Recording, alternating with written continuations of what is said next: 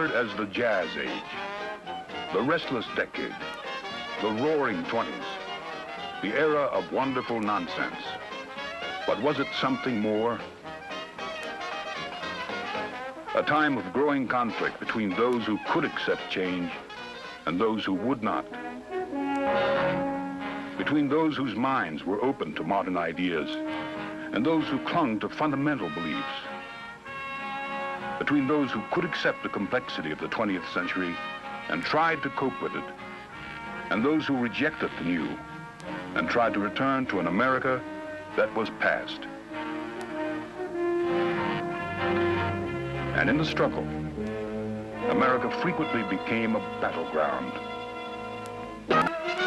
November the 11th, 1918, a day of jubilation.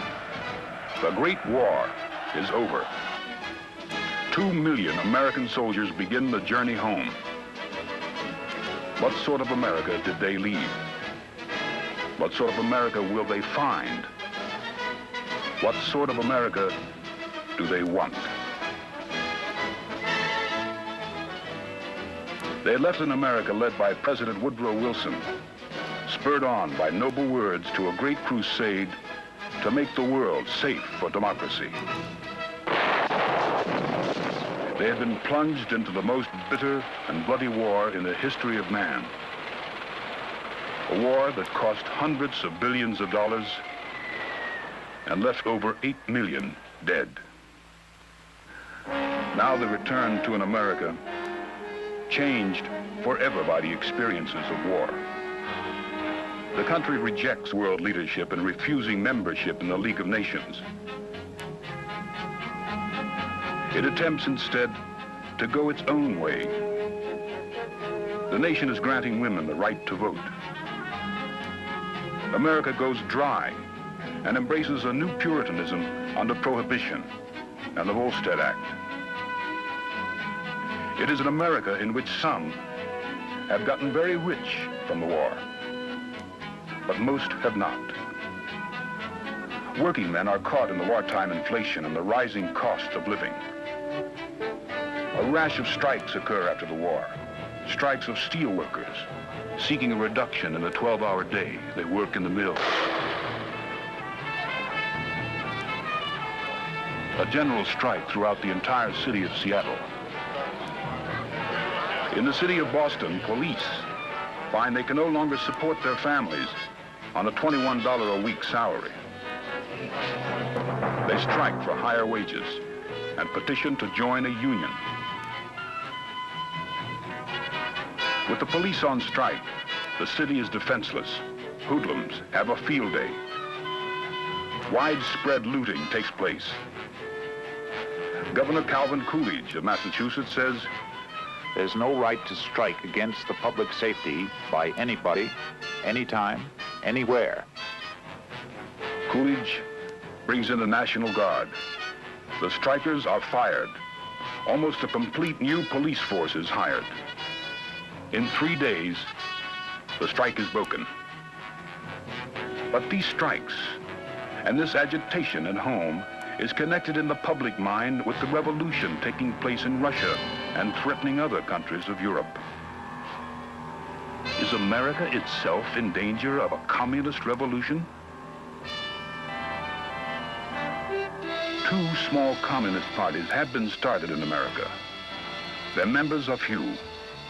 But Americans remember that a handful of dedicated Bolsheviks have overthrown the government of Russia. Fear leads to repression. Repression leads to greater violence. Bombs are found in packages mailed to John D. Rockefeller and other rich men. A massive bomb explodes inside a wagon on Wall Street. 30 people are killed and 100 hurt. The bomb has such force, it not only rips up the street, but wrecks the offices of J.P. Morgan and Company. No one knows who made the bomb, but to many Americans, this can only be the work of radicals.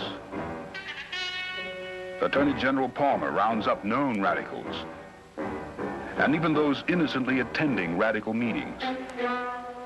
More than 5,000 people are arrested.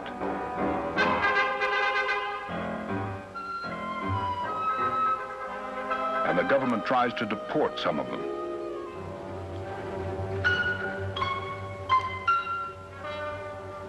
College graduates call for the dismissal of professors suspected of radicalism.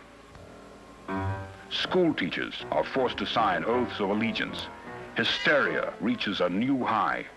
Thus, in 1919, only a year after the armistice, America is no longer confident of saving the world for democracy, but afraid that the nation will be overturned by a handful of extremists. Americans are frightened by scare headlines and the growing wave of disorders sweeping the country.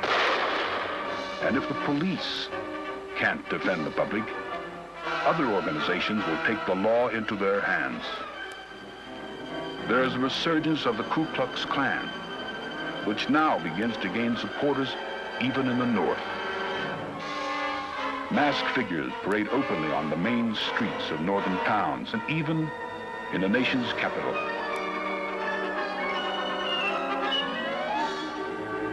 Race riots break out in Washington, Chicago, and other cities.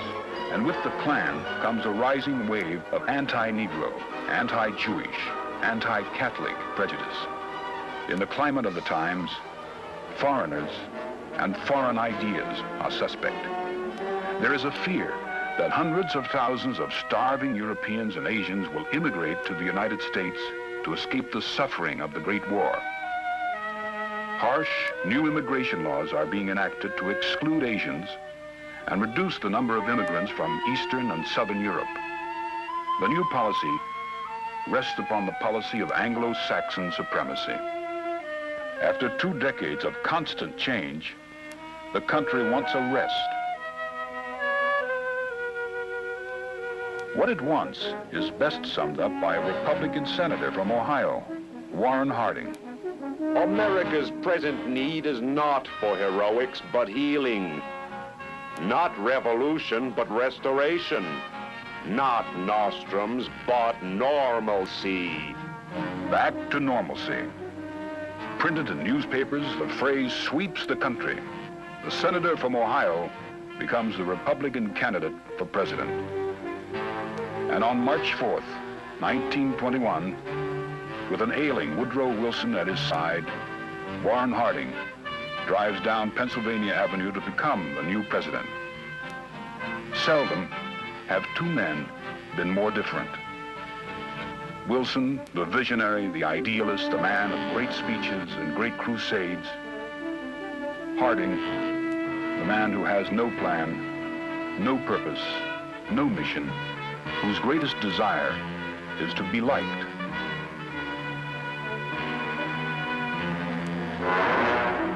Warren Harding takes the oath of office. The progressive era is over. America enters the age of normalcy. But what is normalcy? The word itself did not then exist. Is it modern industrial America with its huge steel mills and great dynamos moving confidently into the future? Or is it rural America?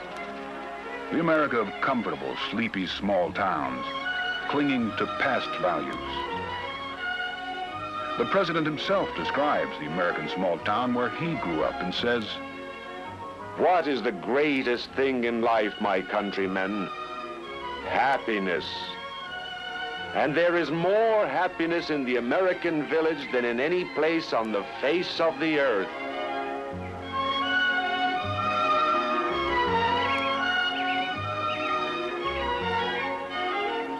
But the small town that Harding remembers is changing. The horse and buggy is vanishing, replaced by the automobile. Henry Ford's Model T sells for less than $500 within the budget of most Americans and is the prized possession of some families who can afford no other luxury. Ask why her family owned a car but not a bathtub. A farmer's wife replies, You can't go to town in a bathtub. Other women agree. We'd rather do without clothes than give up the car. I'll go without food before I see us give up the car. Will Rogers says, Good luck, Mr. Ford. It'll take 100 years to tell whether you've helped us or hurt us. But you certainly didn't leave us like you found us. New towns springing up along America's highways enjoy a new prosperity.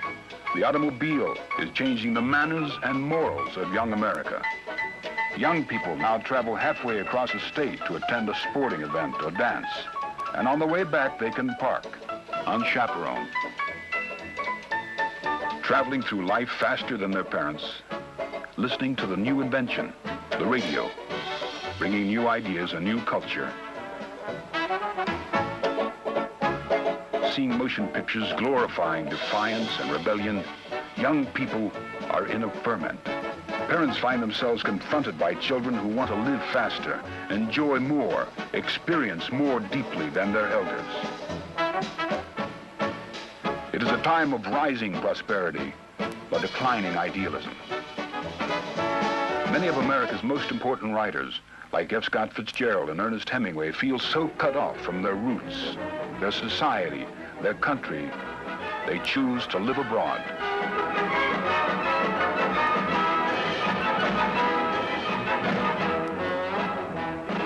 Gertrude Stein says of them, "You are all a lost generation." Writers who stay at home feel alienated too. Sinclair Lewis and H.L. Mencken express a growing dissatisfaction with the lack of direction and purpose in American life. In a changing America, President Harding finds his job immensely more difficult than he imagined. He complains to a friend, John, I can't make a thing out of this tax problem. I listen to one side and they seem right. And then I talk to the other side and they seem just as right. God, what a job.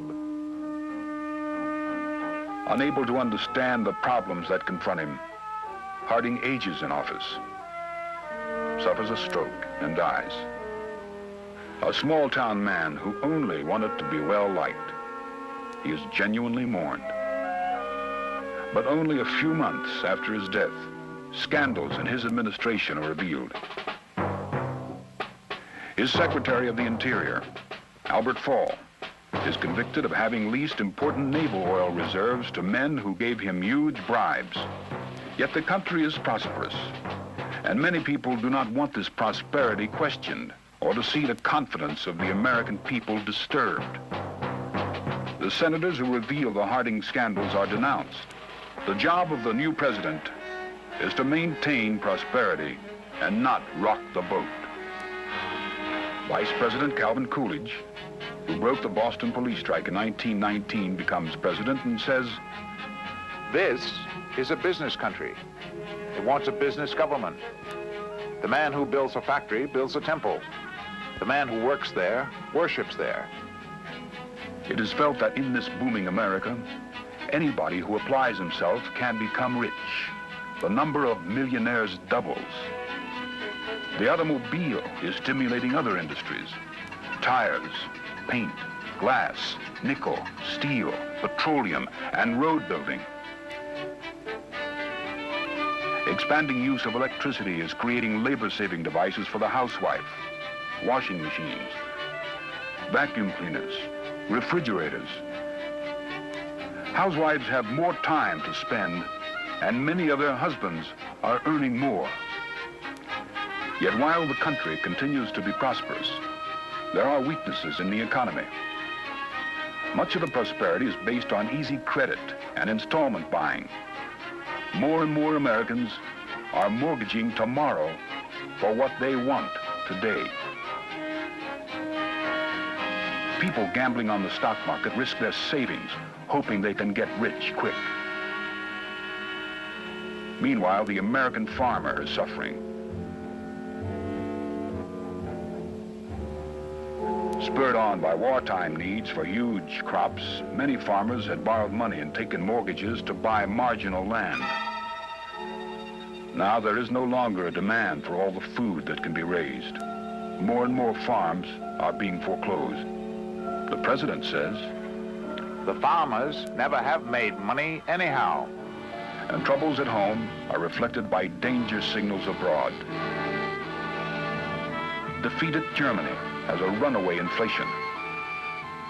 In Germany, the mark becomes so worthless, it is used to paper walls or to light stoves.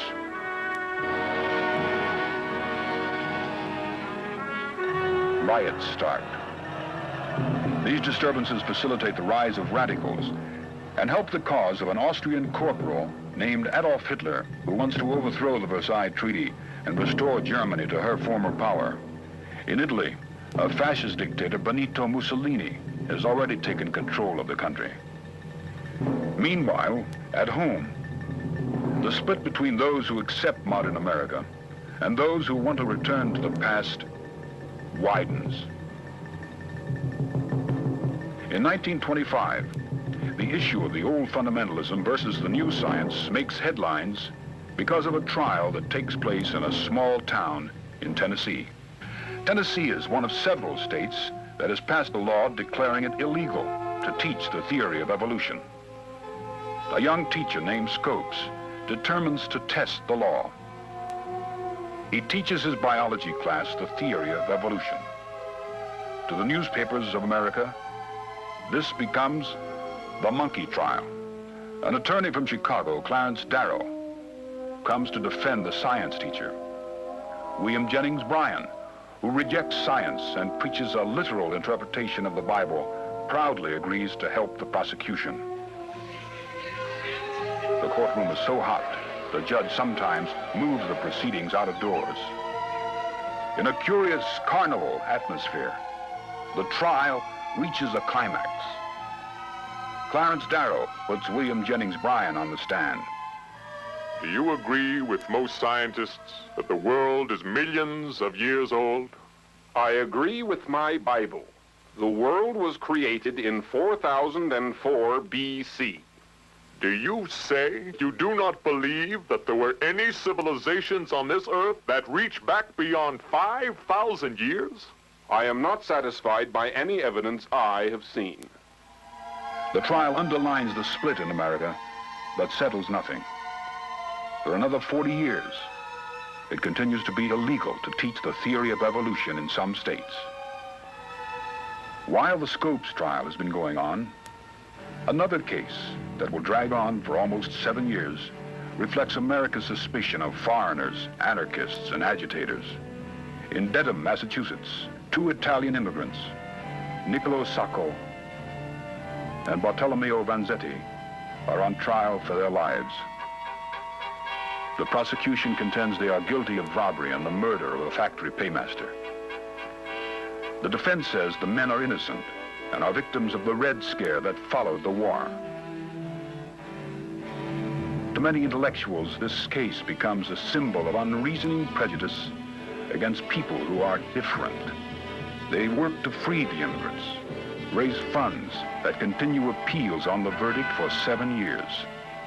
After the men are executed in 1927, they quote Vanzetti, "If it had not been for this thing, I might have died a failure. Now we are not a failure. Never in our full life could we hope to do such work for tolerance, for justice, for man's understanding of man, as now we do by an accident." The country is prosperous.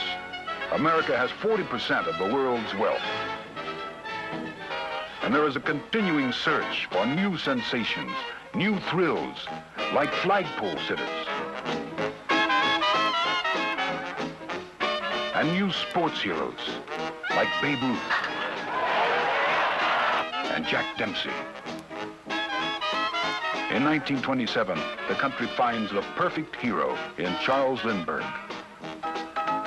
First man to fly the ocean alone in a single-engine plane, Lindy glorifies the new science of aviation that is making the world smaller and bringing men closer together.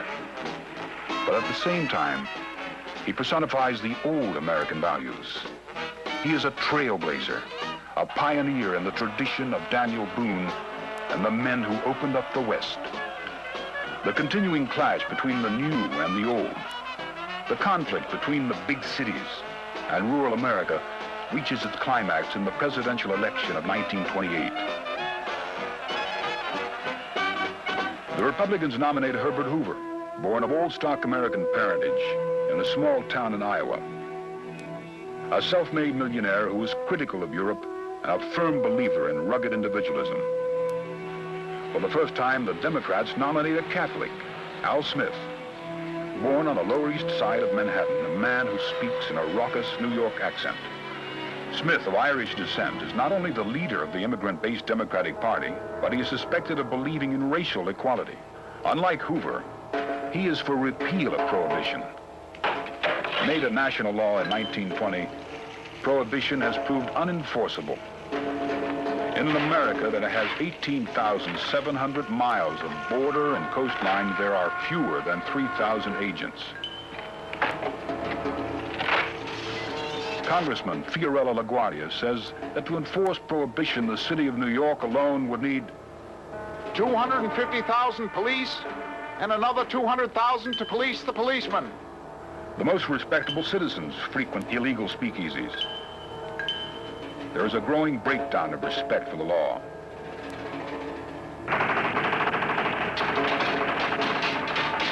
Al Capone, the leading bootlegger and gangster of the day, says, I call myself a businessman. I make money by supplying a need. If I break the law, my customers are just as guilty as I am. Ironically, Capone is never convicted of the murders he and his gang commit. When he finally goes to jail, it is for not paying his income tax. Prohibition and prosperity are the key issues in 1928. Hoover is for continuing the noble experiment, and he promises a chicken in every pot and 2 cars in every garage. Smith carries the 12 largest cities in the nation. To rural America, he seems a symbol of the wicked city. Small-town, rural, Protestant, dry America is overwhelmingly for Hoover. He even carries some of the normally solid Democratic states in the South. As he takes office, Herbert Hoover says, I have no fears for the future of our country. It is bright with hope. But already, there are signs of danger ahead. Stocks are dangerously high, inflated beyond their true worth. Thursday, October 24th, 1929. The market is flooded by a sudden wave of selling orders. Stock prices drop. Millions of shares change hands. The result, a seller's panic. Friday and Saturday, things look a little better.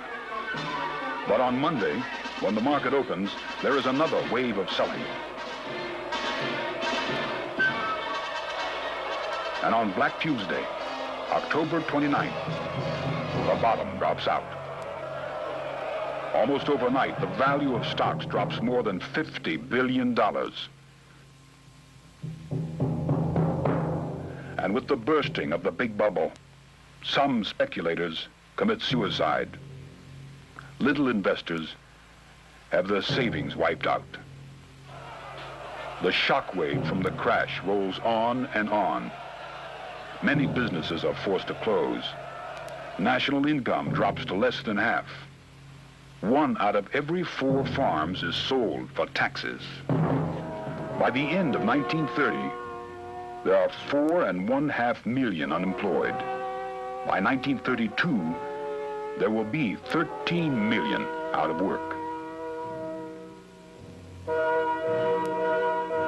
It was the end of an era that had begun with America rejecting world leadership.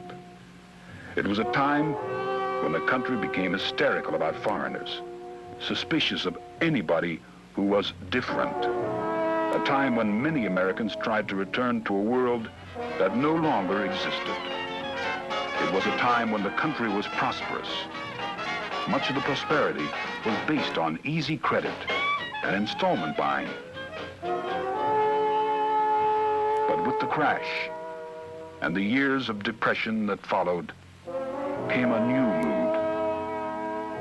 The country did not yet have the answers to the problems it faced, but it knew it had to face them.